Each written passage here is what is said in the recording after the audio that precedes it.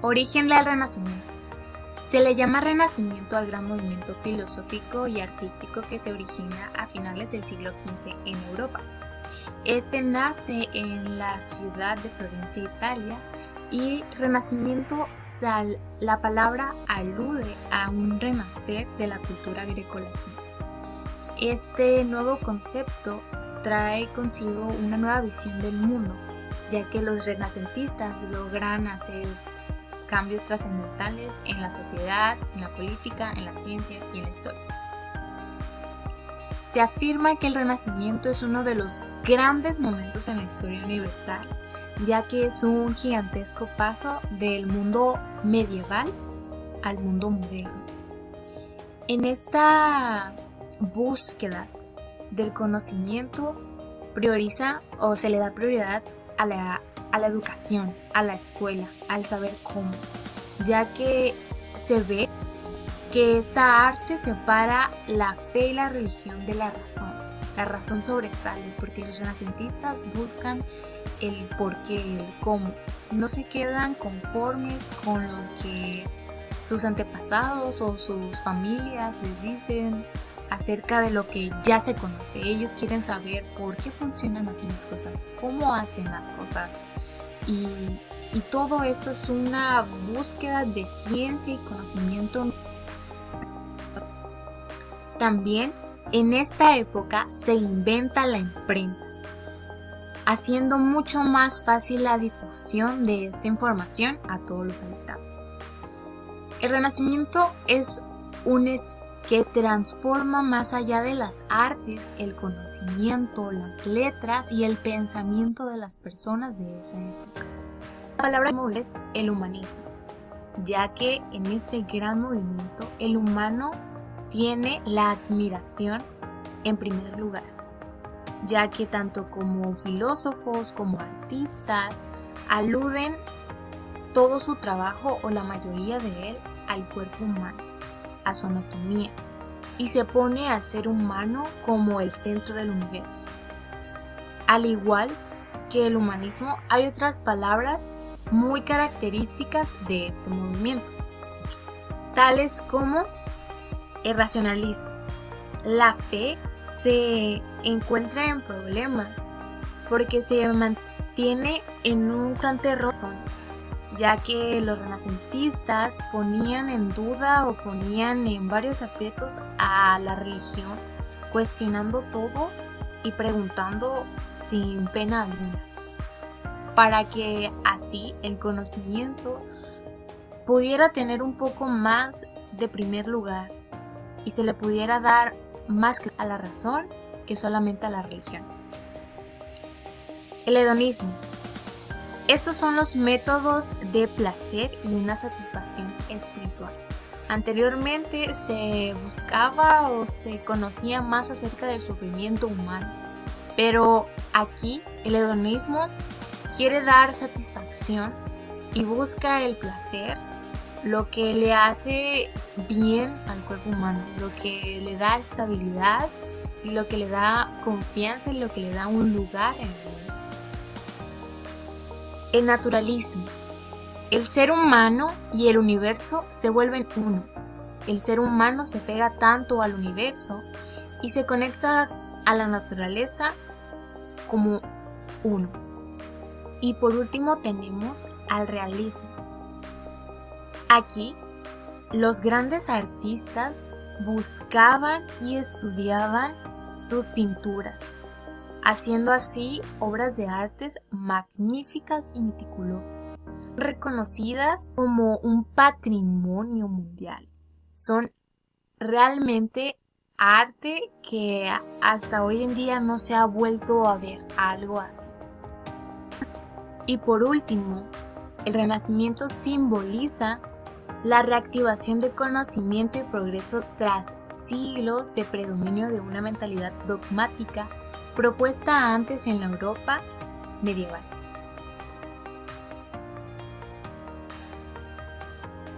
Mi nombre es Alba Esmeralda Santa Cruz Aves y ha llegado el momento de hablarles acerca de la filosofía renacentista. Hemos visto ya los cambios que surgieron con el Renacimiento tanto culturales como sociales, pero además hubo esa transformación en el pensamiento del ser humano, de su filosofía. Antes del Renacimiento teníamos la época medieval. En esta se tenía como problemática principal la relación entre la fe y la razón. Al dar nosotros nuestros primeros pasos sobre el puente del Renacimiento hacia la modernidad, se va transformando esta manera de pensar. Entonces, de cierta manera, se deja atrás la religión, todo aquello divino, a Dios, se deja atrás. ¿Por qué? Para de esta manera tener al hombre como centro de nuestra problemática principal en esa nueva época filosófica, que nos llevará hacia la modernidad. Esta filosofía cuenta también con rasgos muy importantes, dentro de los que destacan la concepción metafísica de los elementos últimos de la naturaleza como privados en absoluto de cualidad. Eso contradecía totalmente con algunas de los conceptos que tenían algunos filósofos de la naturaleza. Además tenemos también como otro rasgo muy importante la falta de perspectiva histórica en el estudio de la naturaleza. Esto significaba la inconsecuencia de tipo teísta, que consistía realmente en tener un lugar especial para Dios en la infinitud del mundo. Y pues es gracias a todo esto que podemos darnos cuenta de la importancia que tiene esta época o este pequeño tramo dentro de la historia de la filosofía, porque es de esta manera en la que se puede marcar un antes y un después muy relevantes, que sería el paso de la filosofía medieval, del pensamiento deísta, hacia el pensamiento o la filosofía moderna. Nicolás Maquiavelo. Nicolás Maquiavelo fue un escritor y estadista florentino, nacido en el seno de una familia noble empobrecida. Nicolás Maquiavelo vivió la Florencia de los Médicis en tiempos de Lorenzo el Magnífico y Pedro II de Médicis. Tras la caída de Girolamo Savonarola en 1498, fue nombrado secretario de la Segunda Cancillería, encargado de los asuntos exteriores y de la guerra de la ciudad, cargo que ocupó hasta 1512 y que le llevó a realizar importantes misiones diplomáticas ante el rey de Francia, el emperador Maximiliano I de Habsburgo y César Borgia, entre otros. Su actividad diplomática desempeñó un papel decisivo en la formación de su pensamiento político, centrado en el funcionamiento del Estado y en la psicología de sus gobernantes. Su principal objetivo fue preservar la soberanía de Florencia, siempre amenazada por las grandes potencias europeas, y para conseguirlo creó la Milicia Nacional en 1505. Intentó, sin éxito, propiciar el acercamiento de posiciones entre Luis XII de Francia y el Papa Julio II, cuyo enfrentamiento terminó con la derrota de los franceses y el regreso de los Médicis a Florencia en 1512. Como consecuencia de este giro político, Maquiavelo cayó en desgracia y fue acusado de traición, encarcelado y levemente torturado en 1513. Tras recuperar la libertad, se retiró a casa de su propiedad en las afueras de Florencia, donde emprendió la redacción de sus obras, entre ellas su obra maestra, El Príncipe, que Maquiavelo terminó en 1513 y dedicó a Lorenzo de Médicis. A pesar de ello, solo sería publicada hasta después de su muerte. En El Príncipe, obra inspirada en César Borgia, Maquiavelo describe los distintos modelos de Estado, sea cual sea su origen, ya sea la fuerza, la perversión o el asco, y deduce las políticas más adecuadas para su supervivencia. De esta perspectiva se analiza el perfil psicológico que debe tener el príncipe, y se dilucila cuáles son las virtudes humanas que deben primar en su tarea de gobierno. Maquiavelo concluye que el príncipe debe aparentar poseer ciertas cualidades, ser capaz de fingir y disimular bien y subordinar todos los valores morales a la razón de Estado en su personalidad. Me gustaría enseñarles el camino al infierno, para que se mantengan apartados de él. El famoso filósofo italiano Nicolás Maquiavelo escribió estas palabras a un amigo en 1526, poco antes de su muerte. El infierno al que se refería era muy terrenal, el que surge de las malas decisiones políticas e instituciones corruptas. Las personas a las que quería destacar eran, para empezar, sus propios compatriotas, los ciudadanos de Florencia y de otros lugares de Italia, que estaban a punto de perder sus últimos restos de soberanía. Maquiavelo pensaba que señalar a los ciudadanos sus errores era suficiente para que se despertaran y se alejaran del abismo.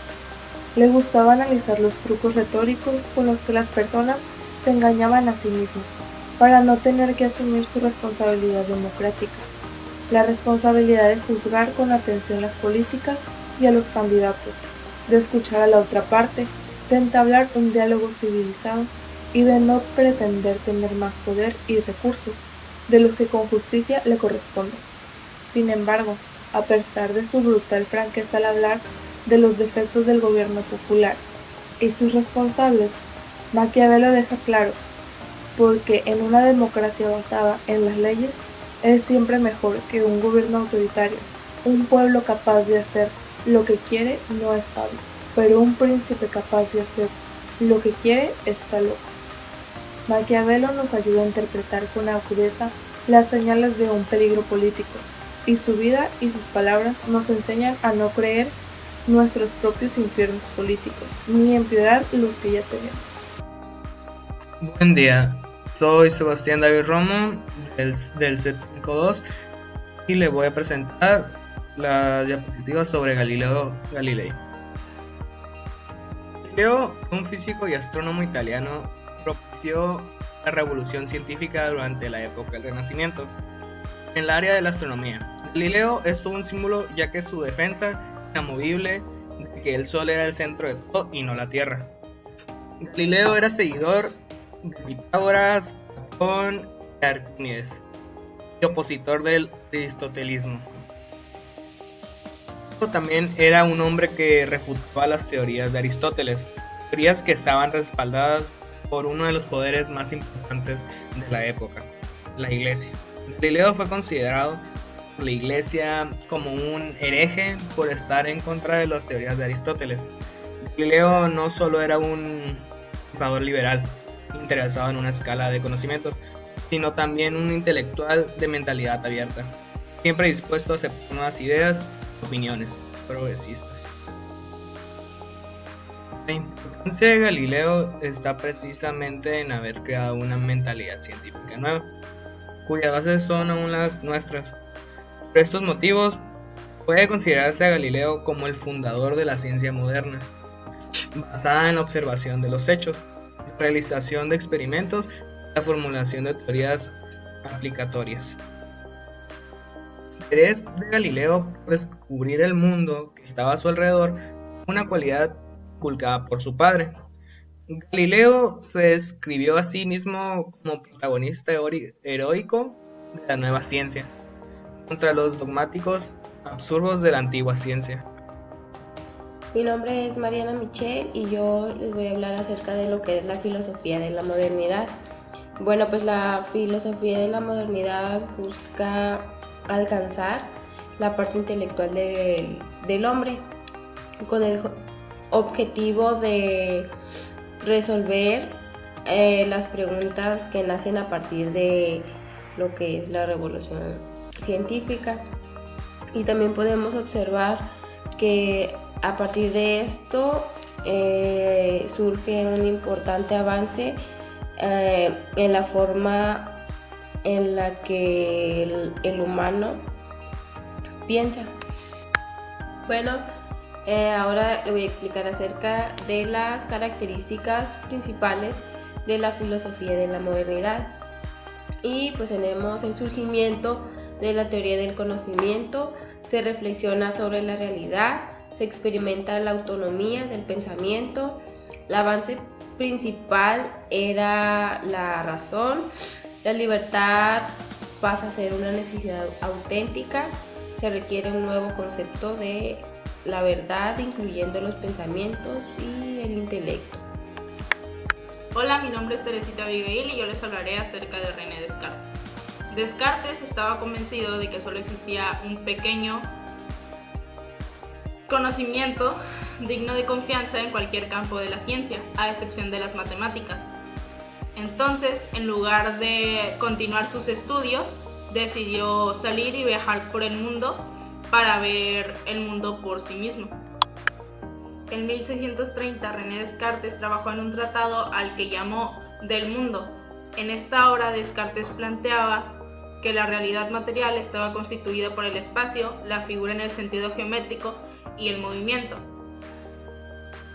No aparecían en su planteamiento las argumentaciones finalistas o ideológicas que tan importantes fueron para sus predecesores. Al limitarse estrictamente a explicaciones de tipo mecanicistas, Descartes estaba sentado nada más ni nada menos que al principio fundamental de la ciencia moderna.